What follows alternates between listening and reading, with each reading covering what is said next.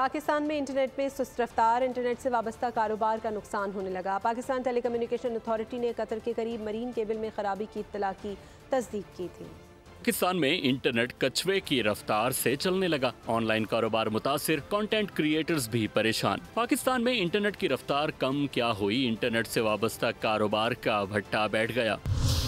Online taxi service के software मुतासिर हैं तो फूड डिलीवरी से जुड़े लोगों को बेरोजगारी का सामना है। भाई दिन में हम लोग काम करते थे, 25-25 ऑर्डर मारते थे, अभी मतलब 5-10 ऑर्डर मार रहे हैं नेट की इशू की वजह से। ये नेट नहीं चल रहा है, बड़ा परेशानी हो रही है भाई, खुदा को मानो सही करा दे।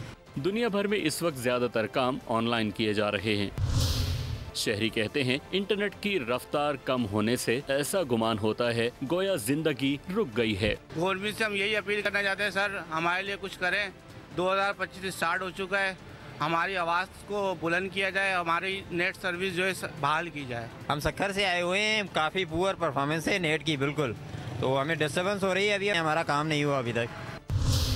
वज़ीर ममलिकत बराए इंफॉर्मेशन टेक्नोलॉजी शिजा फातिमा कहती हैं कतर के करीब सबमरीन केबल में खराबी आई है, हुक्काम से राब्ते में हैं। कतर के करीब इसमें डिस्ट्रप्शन आई है और एक जो कंसोर्शियम है जो केबल को देखता है चलाता है, उनसे हम भी राब्ते में हैं, PTA राब्ते में है। परेशानी की भी बात नहीं है, इंशाल्लाह ये भी जल्द ठीक होगी और बैकअप भी जो है वो ब्रिज किया जा रहा है। शिजा फातिमा का मजीद कहना था कि बैकअप फाल कर दिया गया है।